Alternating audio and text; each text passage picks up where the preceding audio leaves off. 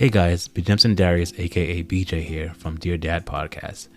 Now, when I started this podcast, I wanted a platform where I can record and upload my content very easily. I didn't want to go through any hoops to get my podcast out there. When I did start my podcast, I was on a different platform. But after I was introduced to Anchor not once, not twice, but over 3 times by my close friends, I decided to give Anchor a try. I must say, I absolutely love it. Not only is it easy to use, but I am able to record, edit, post, and publish all my episodes right there on the app or the site. I was able to transfer all my episodes onto Anchor in less than 5 minutes. That, for me, was unbelievable. Oh yeah, here's the best thing of all. It's free. It is free to use. Yeah, I know, that's crazy, but take my word on this. It's true. Using Anchor has definitely made podcasts so easy. Trust me, you'll love it. So download the free Anchor app or go to anchor.fm to get started.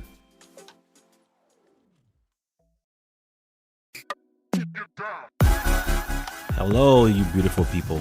Welcome to the Dear Dad Podcast, a platform where you can come and express yourself, whether through poetry, spoken words, essay, or simply a live conversation. This is all dad talk. I'm here for you. Let's go. Hello, you beautiful people. Thank you for joining me for Dear Dad Podcast again. My name is Bjemson Darius, aka BJ. I'm not going to forget it. I know I said it before that I forgot my name, or I forgot to mention my name, but I said it again, and I said it for the last couple of episodes. I just want to make sure that I say it. And today I have another guest, and it's another relative of mine. It's my little sister, Barbara. And I am so thrilled and so happy that she decided to come in this podcast to share her story, to share her view of motherhood, to share her view of how she's visualized dad, and to just share a little bit about life experiences. And again, she's my little sister, but she's all grown up now. She's a mommy, and I'm so proud of her. But I'm not going to go into that too much. I'm going to let her introduce herself, and you guys can take it from there. So I'm going to introduce you to, again, my little sister, Barbara. Hello, everyone. Barbara, as he introduced me, I'm the youngest out of 6. I'm kind of nervous about this, but I'm pretty happy that I'm doing this with my brother. I just feel like as I'm coming into this podcast that I share my story on how I came about to the woman I am today, and I'm just looking forward to peeling off the layers with my brother. Peeling off the layers. We're gonna peel a lot of layers out, so don't be afraid. And again, I'm gonna ask you these questions, and these questions again, you can go as far as you want to go, and feel free to be emotional as much as you need to be. But again, that's how real we want to be. As you say, you want to peel back some layers, and that's what we intend to do. So, who are you? Who is Barbara? Barbara is a go-getter. Barbara is someone who never gives up. Barbara is someone who is constantly trying to become a better version of herself. That's who I realized who Barbara is. Barbara's a better version of herself. It's a good statement. We're gonna touch based on that later on. Tell me about that. This is weird for me, but growing up, I don't have a vivid memory of my father in terms of a personal memory with him. I've always heard stories, so my experience with him was based off of other people's experiences. Interesting. So a lot of times growing up, I would hear certain things about him, and I had to take that experience and just make my own perception of who he was. Wow. From what I was told, not knowing, him and my mom split up while she was pregnant with me. And from there, it was just stories about how he was in and out the house and how him and my mom didn't really have a stable relationship. So I would always hear my brothers and sisters explain their relationships with him and experiences with him, and that's been my perception of him growing up. So, what have been your personal experience with Dad? Because you said that you've heard just stories about him and through us. What is your personal experience with that? That's very hard for me to answer because I would say I had a situation that actually happened recently through my daughter's summer. He called me. Me and him were speaking on the phone one day, and it kind of hurts me to know that this is the one memory I will carry on for the rest of my life because it happened in my adult years. But he asked me. It was Summer's birthday coming up, and he was like, Summer asked him, "Are you coming?" And then he told me, "Why you don't?" Summer asked him, "Why you don't speak to my mom?" And he said he didn't know what to say. Okay. So he said that he knew in that moment that he had to build a bond with his granddaughter because he felt like he messed up with me. Okay. To the fact that his granddaughter's noticing it. Mm-hmm. So, he came to Summer's party, and that was big for me because I've always known for my dad to not be there when I needed him. So the fact that he was there to support my daughter, that's my personal experience with him, with knowing that he was taking steps to build a bond with my child. So that was very personal and endearing to me. Wow. So you don't really share much memories about Dad? No. Really? Wow. I thought it was different. I thought I wouldn't say favored you. I just thought he always was there for you to some degree. I'm not saying he was there for any one of us, but I just thought he was there for you because you were the youngest, and I thought he was able to provide for you to some degree. And you're telling me you don't really, because I'm digging because I'm realizing that you don't really have a shared memory with them. No. Wow. So do you think you have any characteristic in Dad that you have in yourself? Yes. Before not a lot of people know this, but because I have a great way of hiding it, I had commitment issues. Okay. Not in terms of relationships, but with everything in my life. It was very hard for me to commit to certain things and stick to it. And the reason why I say that's a characteristic of my dad is because to me, I felt like as a father, he didn't have a commitment to me. So I felt like there were certain things that I would see within him in terms of, I know I need to do this, but I'm just going to find a way to get around it and not do it. Okay. And I felt like I found a lot in me, and it scared me because I didn't realize these traits until I had a child of my own. And I started realizing in the beginning, like, okay, this is a little weird, so these are things that I definitely wanted to fix about myself. So that's one of the characteristics that I realized because of the fact that I felt like he didn't have that commitment to me. Now, what's tricky about that question is that in my own eyes, I don't feel like I know my dad. Okay. So I wouldn't even really know what else he may do in his life, how he carries himself, that I could say, oh, that's me right there. In terms of the way he eats, the way he sleeps, the way he interacts with people. Like, I can't say, okay, oh, wow, Dad does that and I do that too. All I know is that when it was time for him to commit to being a dad to me, I didn't get that. So I felt like I had those issues growing up. Any other characteristics in you that you feel like you have that he has?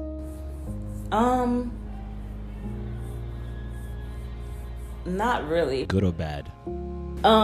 See, that's what I'm saying. I don't really know because, like I said, it's hard for me to realize what I have of his because I don't really know him. I don't feel like I know him fully to say, okay, you know what? This is what you have. Now, what I do feel is like I don't know if my siblings feel like as if, okay, we know Dad, so we know, okay, maybe he is, like, you guys probably know him more than me. So maybe you guys see things within him and then you say, oh yeah, Bobby has certain things within herself that Dad has. But for me personally, I've never seen stuff within himself that I see within me. Now, you see, you haven't seen any certain characteristics in him besides what you mentioned that you have noticed. Now, is that a move that you're trying to change? Are you trying to find a way to have a better relationship with dad, or is it something that you just pretty much has crossed off your list? I think it's hard to build a relationship with someone that kind of made it comfortable for you to not know them. Okay. As a woman, you get to a point in your life where you feel like I've made it this far, so you kind of put up this wall where you're like, if I made it this far without him, I'll be okay without him. And that's just part of the stubbornness of feeling like maybe there's still hurt there, so I'm trying to cover it and mask it with I'll be fine at the end of the day. But I do come across moments where I feel like this is something that I have to repair, because the only way I'm going to get to the root of who I am is by getting to know him. Right. So this is something I definitely think about every day in terms of building a relationship with my father. You know, with the characteristic part, I mean, you were saying that, again, there were certain things that you don't think you don't have because you don't know. I know with me and Emmanuel and probably Peggy soon, I know there's certain behaviors that we do that we cannot even explain. I know certain things that I do that Emmanuel does and dad does. Even, you know what, even as far as a confession right now, even just using the word dad for me is foreign. Yeah. You know, it's hard for me to just say, that's dad, or that's daddy. We grew up saying my father, my dad. I mean, my father, my mom. It was come to a point that when I was playing with one of my friends, and we were saying, me and Emmanuel was talking. He was like, "Oh, my father, my mom, my dad." Wouldn't even say my dad. And my friend was asking, "Don't you guys have the same parent?" I was like, "Yeah." We just said, "Well, so why are you saying my father?" Because that's how we grew up. We grew up saying my father and my mom because he wasn't there. I mean, it was probably a bad way of saying it, but because he wasn't there, it just became a way of us addressing him. We couldn't say dad because he wasn't a dad to us. He's a father because he helped contribute to give us life, but we couldn't say dad. Even still today, saying the word dad, I found myself hesitating because he wasn't there for me to say he's a dad. And I mean, as of right now, in a present tense, I can say dad because I have a better relationship with him. I'm able to build a better relationship. I'm able to grow because I want to be better. So that's why whenever I'm around him, I want to find out what kind of stuff that he does or don't do, see if it's in me. Because there's a lot of stuff, bad behaviors in me that I know that I don't like, and I need to find out where is it from. I don't know if it's from mommy or is it from dad.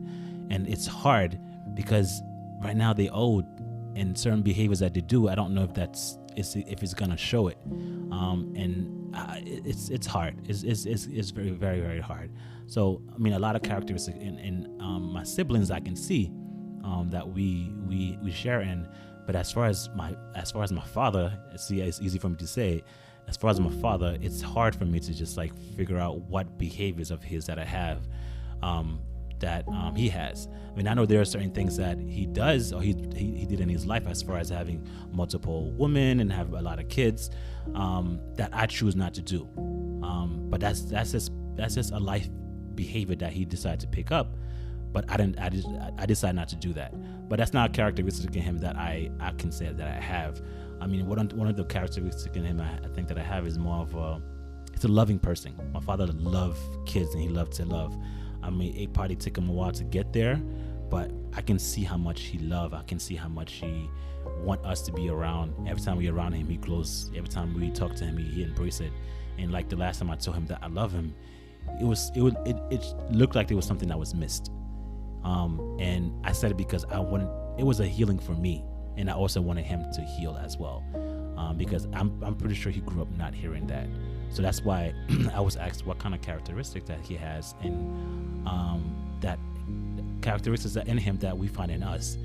Maybe sometimes we do, sometimes we don't find it, but it's crucial so we can know what behaviors that we are doing, certain behaviors that we are carrying, so we don't have to like find out where it's coming from. It's from mom, it's from dad, so we can know how to like, I don't know, change it if we have to. This is gonna be a little bit more in depth, maybe personal. how has the presence or the lack of presence of dad had an impact on you? Well, for me, it's different. It's different parts to it of him not being around that affected my life. Him not being around. Okay, so you know how like there's a domino effect, and I look at my life as a domino effect in certain ways, and the reason why I say that is because with my dad not being around in the beginning, I guess it didn't bother me as much, and the reason why is because he left at a very early age for me, so I got used to him not being around. But I didn't feel it until I seen the hurt within my mother. Okay. So with her being hurt and her explaining to me the way he was and how he treated her and everything, that's when the abandonment started to become more clear to me.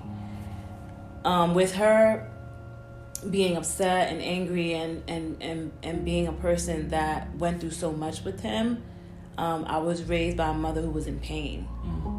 So with her being in pain and not being able to express herself because of whatever she went through, I had a lot of moments in my life where I was very cold in relationships. I felt like I didn't know how to be affectionate. I didn't know how I should treat a man because I was never taught how to treat a man. I was always taught how men hurt you. So I never knew what it was like to think there are great men out there. So I had this type of personality where I instantly enter any type of relationship with my guard up, and I always feel the need to be strong in every situation. The only thing is, when you're like that, I feel like life throws you curveballs, and then you end up being in a situation that tests all that breaks you down into realizing, okay, you know what, you're not so strong. This is gonna break you down either way or not. And for me, my dad not being around hit me the most in my previous relationship. I don't know if it was meant to happen, but I'm happy that it did, because my relationship with my child's father taught me a lot about what it's like to not have a dad around. Okay. So for me, I learned a lot from knowing that when you're growing up, people always tell you your dad is supposed to be your protector. Your dad is supposed to be someone who takes care of you, somebody who tells you you're beautiful. He's supposed to be your first love. And for me, I searched through that through a man. When a man knows that you're damaged, and he knows that you are searching for fulfillment from a male figure, for me, they take advantage of you. And a lot of times, the person would hurt, and I would think it's okay because I felt like that's all that was out there, because I was conditioned to think that way since I was younger. So a lot of times in that relationship, I wanted to cry out so bad for my father to tell me, you're going to be okay. This is not the end of the world. But I had a lot of moments where I felt like this is it for me, and this is all I deserve. This is what's destined for me. So a lot of times I had a lot of dark moments where, I thought I didn't need my dad, but those moments made me feel it the most. So that's how I feel like those moments was when I realized how not having him around affected me the most. Wow. When you were talking, I was reflecting on something that I said, and two, something else that Commander said. It was pretty much the same thing. Growing up, when we were younger, we pretty much had to raise our own self. We had to grow up real quick, and it was sad because as far as childhood, I feel like it was robbed of that. We could not go or do certain things because we had to be an adult. We had to be the parent, we had to be the mom and the dad at the time. I know I explained in the previous episode where even when there is a permission slip to sign for school, we had to take the adult role. We had to pretty much sign our own papers to bring back to school because my mom couldn't read or write English then, and we had to do it ourselves. So we had to grow up real quick. We had to learn how to cook by ourselves. We had to learn how to like feed ourselves. We had to learn how to like dress ourselves because our mom was so preoccupied working and trying to live and trying to survive.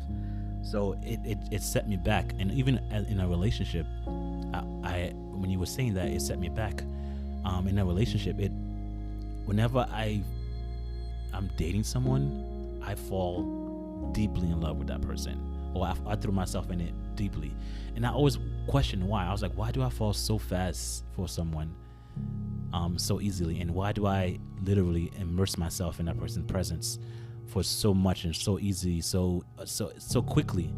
And I could never like see that, and I didn't really realize that until like after I got married, and it didn't even click until I got married again. And I found out the reason why is probably because we didn't have a household that was disciplined. We didn't have a father figure, or not father figure. We had a father figure. We don't have a father in the house to tell us yes, no, don't do this, don't do that. And because of that, we again had to raise ourselves. So whenever I'm in a relationship, because I didn't want to be home at that time, because I didn't have a space on my own at that time, I threw myself in the relationship deeply. So therefore, I would stay home. I would stay out late. I would be in the person's presence at all time because I want that person to love me the way I'm not being loved. My mom could not love us because I don't even think she knew how to love. She couldn't love us because she didn't have the time to love. She couldn't love because there were so many of us. And I'm not saying that's not an excuse, but there was so many stuff that was going around that she had to take care of that she didn't have time to do it. I mean, mommy didn't have time. I mean, they couldn't say it either because she did not get it. She was hurting. So it made me realize the reason why I was throwing myself at individuals so much is because I didn't have that at home. And I'm pretty sure that's something you went through as well. You didn't have that, so therefore whenever you get into a relationship, you feel that the person that you with had to give you all that. The person had to give you love. The person had to be there. You had to like immerse yourself in that person. And that's not a good way about doing things. And sometimes it takes the hard way for us to learn that behavior is not a good behavior. For me, I didn't learn about it until again after I got married and just reflecting on it. And it just was a surprise to me. And I think every one of us went through that. Every one of us went through that because we didn't know how to love. Mommy didn't know how to teach us how to love because she was doing everything. So whenever we get into a relationship, we threw ourselves a little bit too deep, too fast in a relationship, and not trying to like feel our way in. We just immerse ourselves with that person, being at the house, go to movies, just 100% immersed. And I think it was a problem for me, and I now see that's why it was a problem for previous relationship, because I was at the person's house at all time because I didn't have a space of my own. And with that, it's just hard to just like grow at time. Do you feel like because of again the lack of presence or not of dad had an effect on your dating life? Yeah, because it's funny how you say we immerse ourselves into the people that we're with. A lot of times, like, I get moments where like I'm afraid to be alone. Oh my God. Like, I'm one of those people when I love extremely hard, and I feel like I need to be with the person all the time. And for me, I feel like it got worse as I got older because I always yearned for that, like for consistent male attention. For me, I would revolve everything around the validation from a man. I would always feel like, okay, if the person, like, for instance, like, if the person just was in their house, not answering their phone, I would instantly think I'm annoying them, or I'm bothering them, or I'm doing too much. And a lot of times it was just, I was in over my head. I had a lot of moments where I just wanted to be around. That's the only person I wanted to be around. Right. And because I felt like the person completed me, I couldn't like be without them. I would say for myself recently, I've allowed myself to understand that the world doesn't revolve around that person. That I have to continue to work on myself and put myself first. So I always have talks with myself and tell myself like, okay, you know what? Just because you love this person, you don't have to suffocate them, or you don't have to feel like you constantly need this person to feel as a whole. You should just want to just be around the person and love the person, but not feel like you need, like, be needy for the person. So for me, a lot of times, I get like this, not to go off a topic, but like it kind of like relates where I have a sense of guilt that I've always wanted to like share, but I never knew the right time to talk about it. I always felt like as the youngest sibling, people always thought I had it good, because not only did the rest of my siblings feel like they didn't have that relationship with my father, they felt like they didn't have it with my mom. And I feel like a lot of times they felt like, my mom has this bond with Bobby that's like crazy. And a lot of times, what my siblings didn't realize was whatever mistakes that they made, she expected me to exceed past all that. And it caused me to make the worst mistakes out of all 6 of us.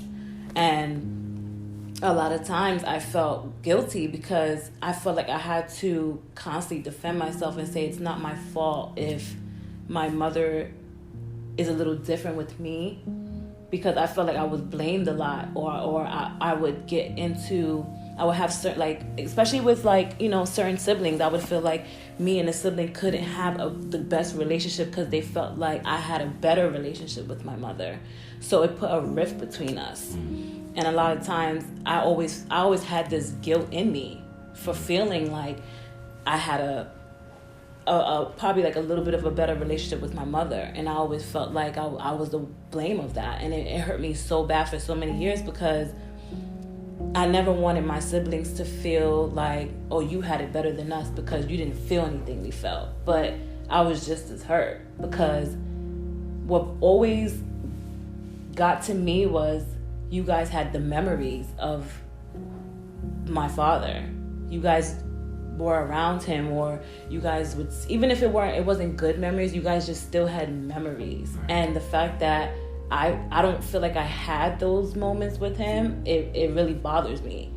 And a lot of times, like, I would always hear stories about like, this is how things was when dad was around, and like even when I would hear you talk about like how when dad was around and how things would play out and certain things, like it just bothers me, because I'm like, even if it did happen, I can't even remember if something happened when I was around. So it's like my siblings will feel away and then I will feel away. But I don't feel like we ever had a moment where we could come together and put our differences together and realize like, wow, we didn't know that you were feeling that way, or wow, I didn't know you were going through that. I didn't know you was in pain just as much as me. But yeah, like where it relates back to that, I had a moment in my life where I came very close to having a father figure. There was a point in my life where me and my oldest brother were inseparable. Me and Peggy had this type of bond where it was like he was my dad, and he would take me everywhere with him. And our relationship got damaged because everything I was going through at the time, I expressed it through anger, and I was going through a lot in high school. And he, you know, whenever he would tell me, you know, give me advice, I always felt the need to take it and listen. But there was just this one day we were in the house, and he was like, you know, you need to get your act together. I don't know what's gotten into you. And I was like, don't talk to me like that. You're not my dad.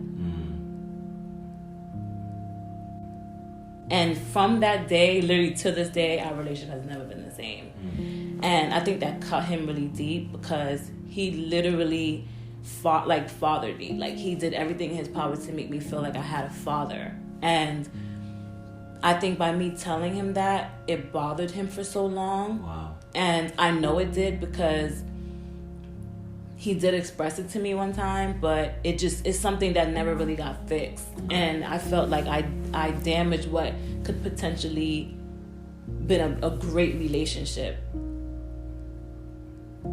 for me and my brother. But I think at the time I was going through so much and trying to realize who I was, and going through so much in high school, and going through a lot of bullying stages that I feel like I've never even spoke about. I went through a lot of bullying stages in my life where I felt like, if my dad was there, then these things would not happen. I found myself becoming this person in my life who constantly kept using subconsciously my dad as a reason why I was going through certain stuff, instead of just reflecting how could I use the experience of not having my dad around and be a better person and be a better version of myself. But at the time I was so immature and not realizing that I was acting out and I was hurting the people around me, actually. So from that point on, that's when the cycle of bad relationships came into factor, and I didn't realize that everything I always wanted in my father, I tried to find that through a man, Right. in a relationship. And it honestly, it only damaged me more. Because with the person knowing I was yearning for that, they knew that whatever they did, I was just going to hold on tight because Right. I needed that attention. The person would tell you you're beautiful. They'll buy you whatever you want, whatever. And then it's like they're hurting you at the same time. And you're not realizing that this is just the attention from a man that you're yearning for. So that's for me, that's my perspective of certain moments in my life where I felt like not having him around affected me. A lot of these stuff that you're saying, I had to reflect back on. One of them is just for me to apologize. And I'm just gonna apologize for you now.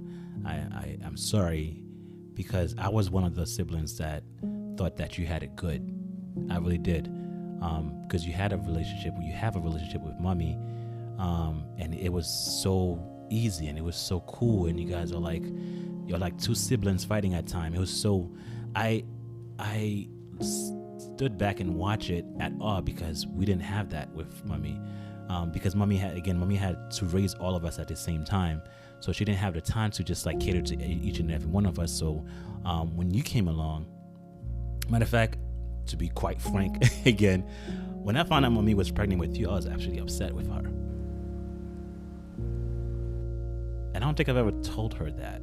I've told Jessica that maybe a few years ago. I was so mad at mommy for being pregnant with you, because I was like, how can you let a person, my dad, impregnate you or touch you that's never around, man? Why did you allow him to touch you? I was so mad that she was pregnant and allowed my father to pregnant her again for the seventh time. My mother had a miscarriage.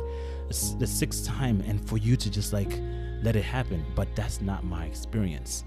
That's not for me to judge her on, because she had her own experience. My dad had her own experience, and I had my own experience. But to be honest, again, I was really upset.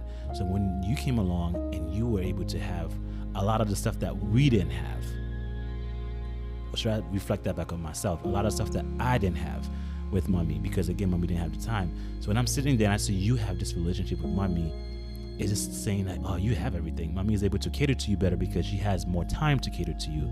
Mommy is able to talk to you because she had more time to talk to you. Mommy is able to do a lot of stuff with you because she has more time now, because most of us have already been grown up already. We're able to do our own thing. We have our own job. We're going to school. We're able to sustain life for that time frame. But I don't know why I never sat you down and asked you, well, Barbara, how are you feeling about that? Or or is this the case? We just automatically assume you're spoiled because you're getting this, you're getting that, because all the stuff that you're getting, you're receiving, relationship, you're getting either money or whatever it is, we wouldn't get any of those stuff. So when we see that you were able to receive those things without one even asking or asking and receiving it, it kind of like set us back saying now, oh, you spoiled because we didn't get those stuff. And we never actually put you into consideration saying maybe you're not. Maybe you're going through your own struggles that we don't even see. You know, maybe you were going through your own ordeals that we're not even put into perspective. But I'm not blaming you, and no, and I'm not blaming myself. I think it was just the situation that we were in. That's what we had to deal with. But that doesn't excuse the action that was taken. And I can honestly admit I was one of the siblings that honestly thought that you were spoiled to a point that I just like, I even always said it. I was like, bro, I can't wait till you grow up. Yeah, I remember. I can't wait till you grow up because I can honestly say I know you're going to become a wonderful woman. I know you're going to become a beautiful soul. I know you're smart, and I always said that, and I still strongly believe that, and you have. So I take full responsibility for what I've said. Hurt is hurt. There's no level of hurt. It's just like sin is sin. So we should not excuse if I'm going through something that, oh, I'm hurting more than you, so therefore it's an excuse. Whatever you're going through is minor.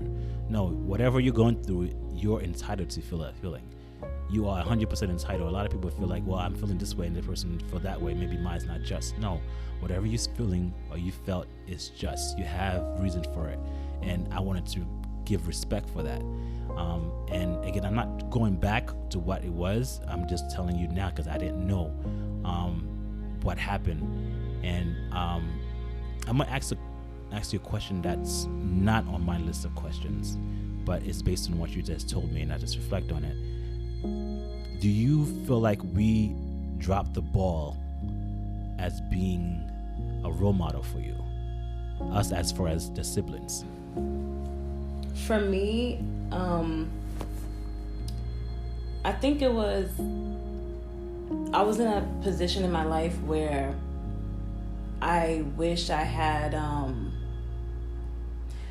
okay, so I remember when I was younger, you and my two sisters, like, you guys had like this bond that I always wanted, because me being the youngest, all my siblings are way older than me. As the age I'm at now is a lot more things to relate to, but when I was a teenager, a lot of things, it was hard because everybody surpassed certain levels in their life. So when I was going through things, it was hard for people to try to relate because we came from two different generations. So whatever I was going through felt very mediocre to the people that were older than me. So whatever I would try to analyze, okay, did this person go through whatever I was going through? Or did this person go through whatever? And it was very hard to try to relate. And I think it's because with me being the youngest, it was hard for me to come and talk to you guys about certain things because I always felt shut down. Right. I was kind of like, oh, what could you be going through? You're getting everything you want. Yes. So I actually turned that into anger. And a lot of times I would do things, and I know you guys are wondering, why is Abby always doing this? And it was honestly a cry out for you guys to just come and talk to me. And I always got the other reaction. I always got, oh, you're always doing dumb, like you're always messing up. Like, why are you always doing this? And it was literally a cry out. And I feel like to this day, nobody realized that. So I had to reverse it and realize, you know what? I'm doing this, but the only person I'm really technically hurting is myself. So a lot of times I always wanted you guys to say, oh my God, just pay attention. Oh my God, just come talk to me, or just try to just figure out what's going on. But it was always the opposite reaction. So there was a point in my life where I had to realize, you know what? I can't do this anymore. And I had to live a better life for myself. So, to be honest with you, in terms of being a role model, it's kind of hard because for me, I would say one of the things that I've always liked about you was your ability to be selfless. And that's something that I struggled with for a very long time. I had a lot of selfish tendencies growing up, and when I would see you in relationships with other people and see how easy it was for you to give all of yourself, is something I envied for a very long time, because I always wondered, wow, we come from the same parents, how come is it that you're able to love so hard and I'm just like this cold person? And it was very hard for me to realize over the years how much it takes out of you to become that person. And I remember you being in a specific relationship and allowing yourself to be vulnerable to that person and seeing you get hurt. I never told you this, but there was a point in time in my life where that happened to me. And I was actually scared to reach out to you and tell you, how did you deal with this situation? Because I was embarrassed. Because it's kind of like crazy to you when you try to change who you are for someone, and then the person kind of turns around and slaps you in the face. Right. So for me, that's something that I've always envied about you, that you just are this person you're able to put others before yourself. And that's something that I had to work very hard to change. And, people always say, like, it's just easy to just stop being selfish. No, it's very hard to not be selfish, because you're always put in a position where you're the baby of the family. So a lot of times you always have people to save you from certain situations. And I had to take myself out of that for a moment.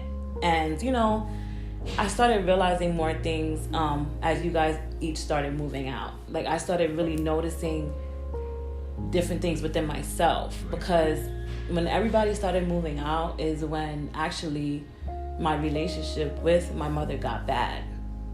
And the reason why I say that is because with her not having all of us around, whatever she was going through, I started to feel it. And a lot of times I would be like, okay, you know what? How would this sibling deal with this with mom? And I feel like you guys had it so easy, which is crazy, because my mom had moments where, like, she will always say, like, oh, this child never did this or this child never did that. It's always you. So I used to always think to myself that I was the rotten egg. So it's funny how you guys always thought, like, I was spoiled and everything, but I always thought you guys were, like, the best children to mom. The way she would, like, talk about you guys, it was just always like, oh my God, I'm gonna be the black sheep of the family forever. But a lot of times it was just, I think I'm a little bit more expressive than everybody else in certain ways, because I tried to be a little bit more bold. And that's something that I feel like a lot of us struggled with. I feel like we lived in a household where speaking your truth and trying to be who you are was very hard. And that's something that I wish you guys did more for me, where if this is who you wanted to be, you would be that person. And if we were those type of people from the beginning, then mom would realize, okay, you know what? All my children are like this, so I'm just going to have to adjust to it. But when you're in a household where everybody's kind of like, oh, we're not going to do that because mom is going to... It's kind of like, you know what? When you're that person, you're the one that's like the problem. So now everybody starts thinking you're the problem.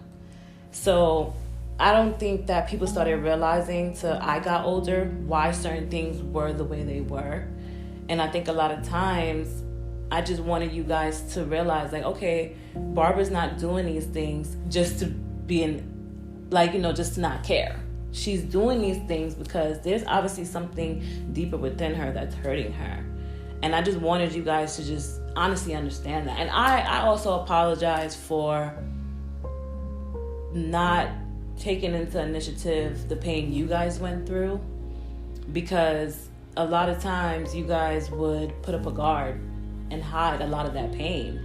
We never had conversations when we were younger about the pain we were going through. Everybody just was, oh, we're all good, we're okay, we're gonna be fine. And that's honestly how I carried myself for a long time. So when I started going through pain, when I got to certain ages that you guys were at, I did the same exact thing. I put up a wall and I guarded everything. So that's something that like I said, these are the little things that I wish that they're barriers that you guys were able to break down, so I would know what to do in certain situations. Everybody has their own pain. Honestly, you were going through certain things, and so were we.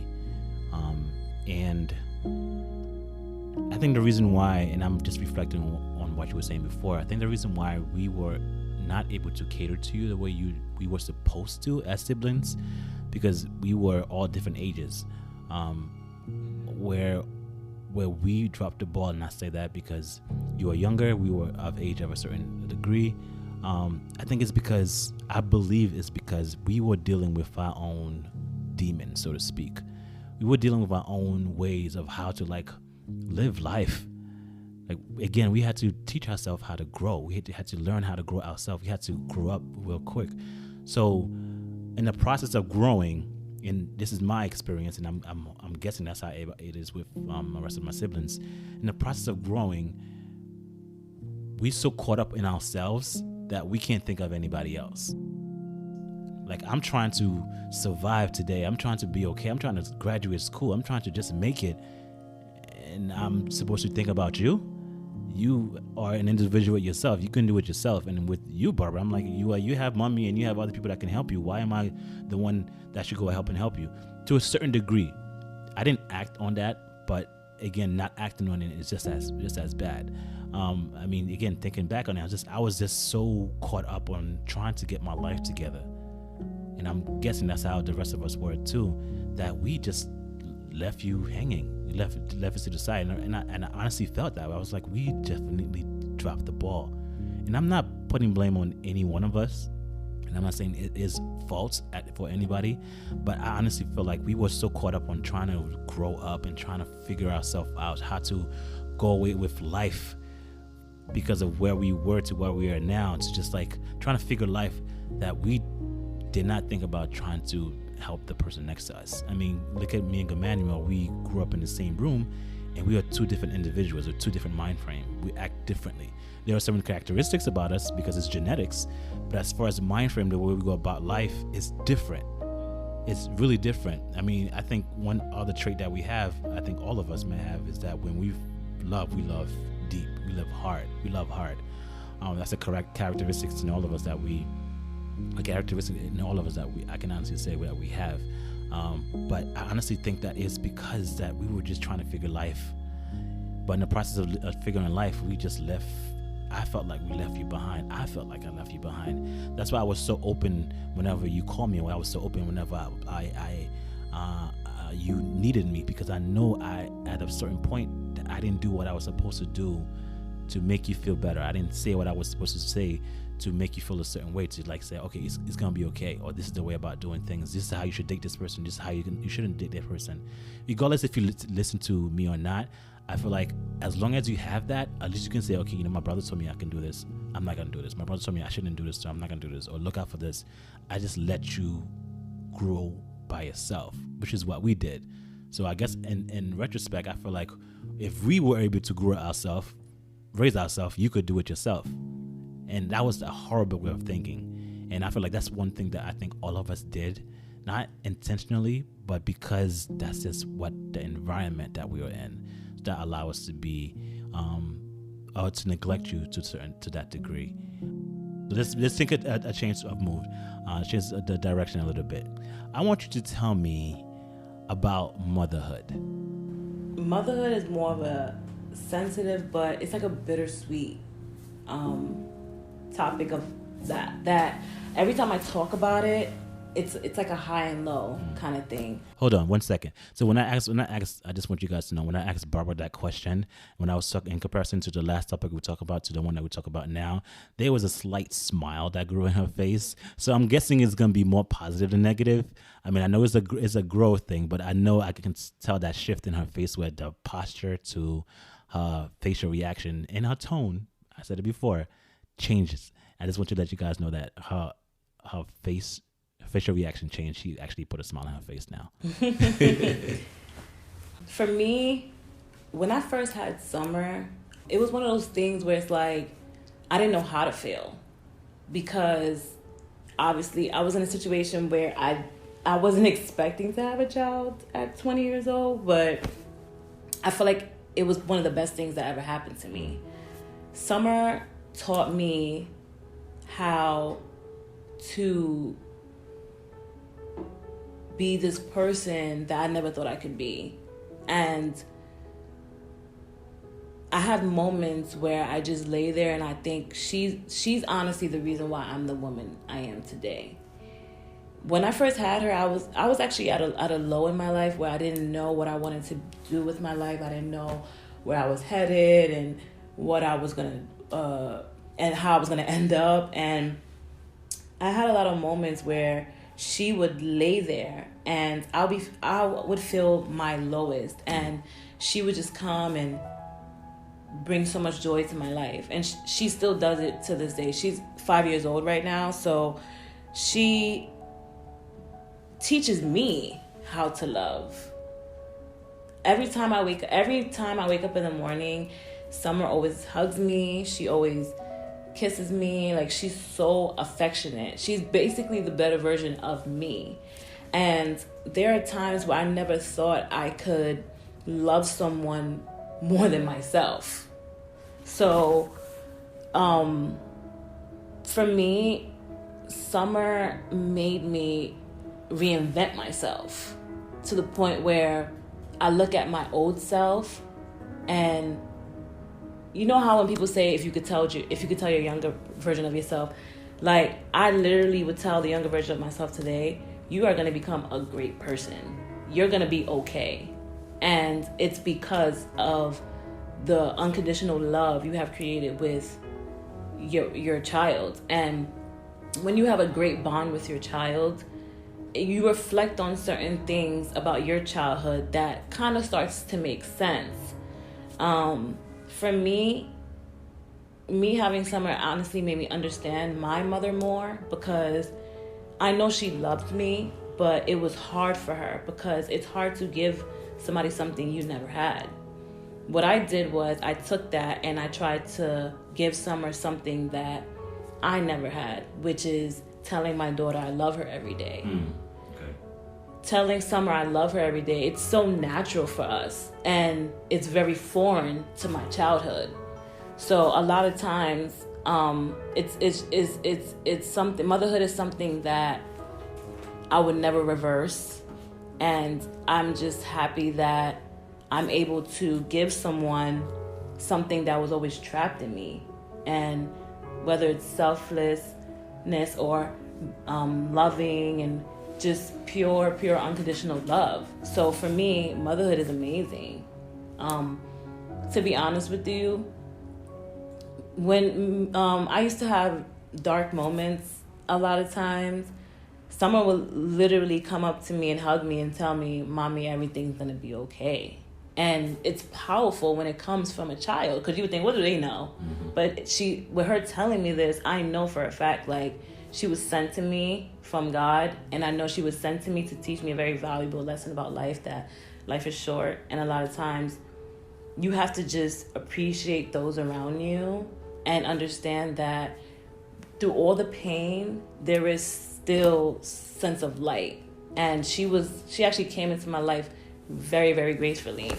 And a lot of times now, the reason why I work so hard and I do everything I do is because I want to be able to show her, you know what, Mom got out that mode, out of that darkness, and she reinvented herself. She became an independent woman, and she raised me, and she was a go-getter. That's something that I want Summer to explain to her future relationship when they're having conversations about their parents, because we do it with our parents.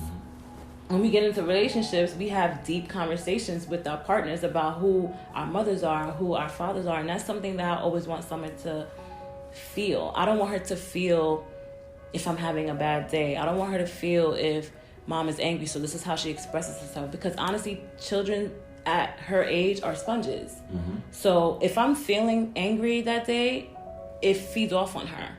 So a lot of times I try to just be positive with her. One thing I do with Summer a lot that is amazing is I always find time to have mother and daughter time.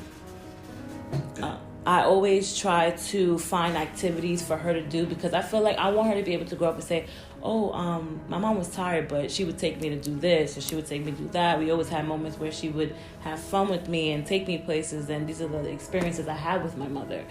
And a lot of times, we're not perfect. We have moments where we get frustrated. We have moments where we're angry about stuff in our life, and obviously our children are going to experience that. But I'd rather her have a balance between both. Okay, she was feeling like this today, but she picked herself up again and was able to do this.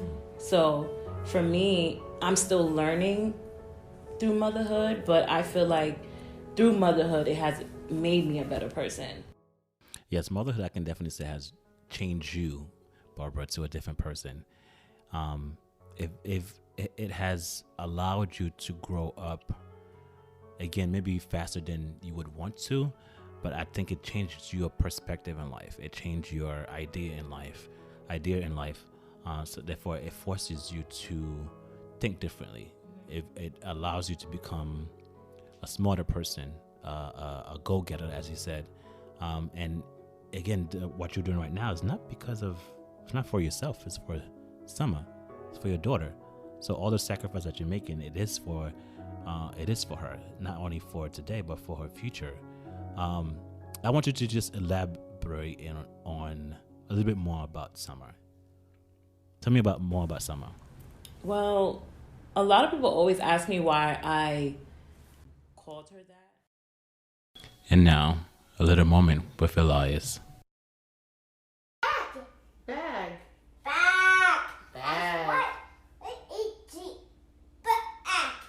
Good dog.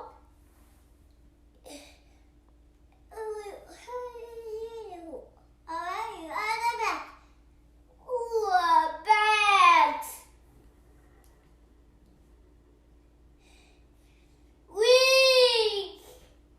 Cool. Okay, with it. I will. Oh, but that is so fun. True to that. Oh, bye. I am ready. Oh, bye. I am ready. I am ready.